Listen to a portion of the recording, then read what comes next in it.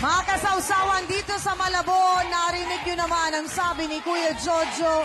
Inamin niya, pinakilala niya daw na asawa si Ate Mary Jane. At sinabi mo kanina, tinanong kita, baka dati ka nang may gusto kay Mary Jane at ang sagot mo ay... Dati na po. Ha? Nakasama boses mo.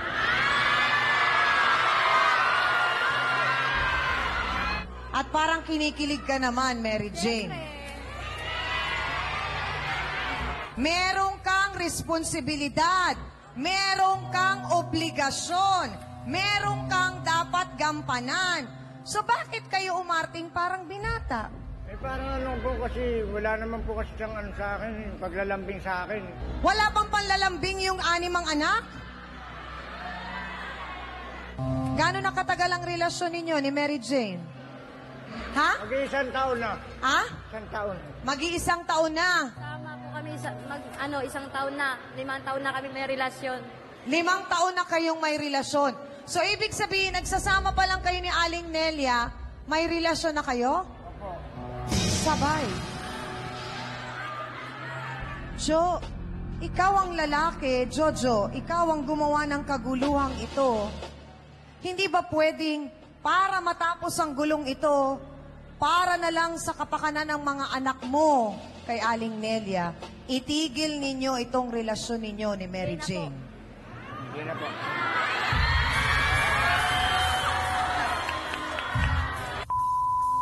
Bakit hindi? Dahil sana nagmahal na po ako sa kanya eh. Ano bang pagmamahal para sa'yo? Lahat ng pagkukulang na ako yung ang pagmamahal, ang kasiyan ng So, mabubuhay kayo na ang gusto nyong mangyari, si Ate Nelia pang mawala. Tinutulungan naman namin siya eh. Sa mga anak mo? Huwag mo tuturuan ng kasi ito matino. Talaga yun eh. Mas manan... Mary Jane, talagang kailangang tulungan. Talagang Mary Jane, kailangan tulungan ni Jojo si Aling Nelia kasi responsibilidad niya yung 6 na bata. Obligasyon niya yon na tulungan dahil siya ang ama. Tumutulong din po ako eh. At maayos ang lahat ng ito kung ikaw ay babalik sa probinsya at aasikasuhin mo ang 2 anak mo.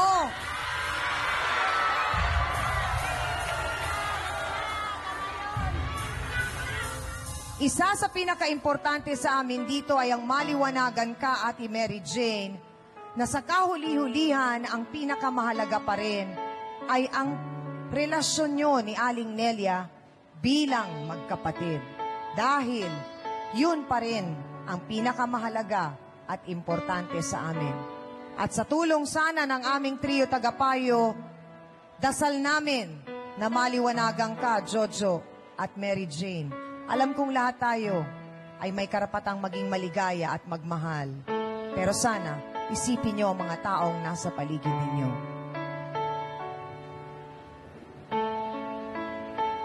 Kasi gusto namin kayong tulungan dahil nagreklamo kayo rito. Pero sana naman, kung talagang gusto nyo namin kayong tulungan, makipagtulungan kayo sa amin. Eh bakit hindi nyo i-exercise yung karapatan nyo? Pwede nyo ipakulong yun. Bakit napagdesisyonan niyo pang magsama? Eh kasi po nahihirapan na po kami, patago-tago po kami. Kung saan-saan. Yun nga po, pa-something-something kami sa ganyan. Wala kaming bahay na ano. Kaya nakarantaw na kami nagsama. Eh ba't hindi naman kayo nagpakalayo-layo? Kasi mas mahirap yung gano'n. Na nagkikita pa rin kayo. Mas lalo kang, tinan mo yung pag-iyak mo, yung lumalabas na parang may guilt feelings ka, na kahit matapang ka. Siyempre, naiintindihan ko, nandiyan na emosyon eh. Attorney Acosta, kamusta po ang naging counseling ninyo kasama ang mga bisita natin? Una, kanina kami ay kinausap ko si Jojo at sabi ko sa kanya, kung pwede silang sana'y maghiwalay na ni Mary Jane. Subalit nanindigan siya na hindi sila maghihiwalay. Ang sabi ko sa kanya, kahit na batas pa ang gumawa ng paraan upang kayo ay maghiwalay, sabi niya hindi. At maging itong si Mary Jane ay talagang nanindigan din na kahit daw sa kulungan ay kakasamahin niya si Jojo. Dapat nating maintindihan at ito ulitin ko, Jojo, na bilang tayo isang mamamayan, bagaman meron tayong kalayaan, ang kalayaang yan ay hindi kalayaang gumawa ng karahasan. Wala kang karapatan at wala kang kalayaang gumawa o saktan ng sinuman, lalong higit ang iyong kinakasamang si Nelia. Salamat po, Attorney Acosta. Dr. Camille, ang isang nakita natin ditong nakakabahala din ay yung parabang pinanghinaan na ng loob si Aling Nelia na parabang pakiramdam niya ay wala nang makakatulong sa kanya at wala nang makakapagbigay ng suporta sa kanya. Pero mahalaga na ang kanyang mga anak ay nandyan para sa kanya at binibigyan siya ng pagmamahal at suporta. Alam mo, napakalaki at napakahalaga ng suporta, lalo na ng pamilya. Kaya siguro yun din ang isang bagay na dapat maisip ni Mary Jane. Na sana maunawa ang maigi ni Mary Jane na eto na siguro yung pagkakataon para ma-realize mo na all this time, alam nyo ba, kaya pa rin magpatawad ni Nelia sa ginawa mo.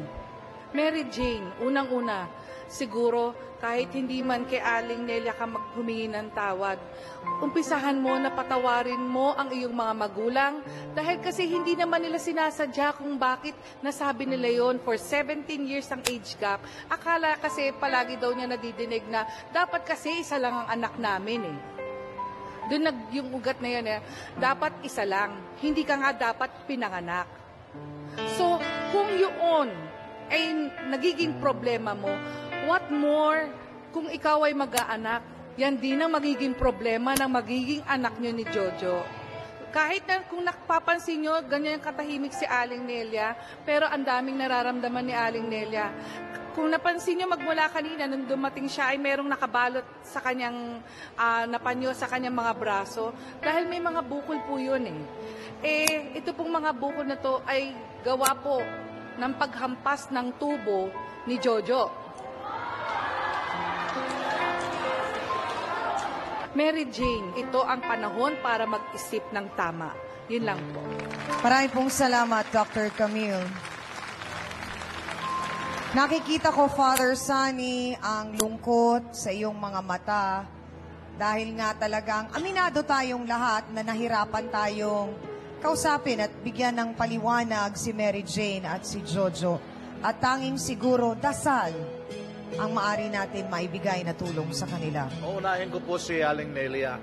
Nang kausapin kita at sinabi mo na mahal ko pa rin ang aking kapatid, nakita ko po ang isang hiyas ng isang butihing Kristiyano na handa kang magpatawad. Handa mong mahalin ang iyong kapatid kahit na gano'n ang ginawa mo. Sinabi ko kay Mary Jane, na mahal ka ng kapatid mo. Hindi ka ba naaanting nun? Kahit ganun pa ang ginawa mo sa kanya, ay mahal ka pa rin niya. Anong garantiya ang iyong hingiin kay Jojo lang ginawa ni Jojo sa kapatid mo, Mary Jane, ay hindi gagawin sa iyo?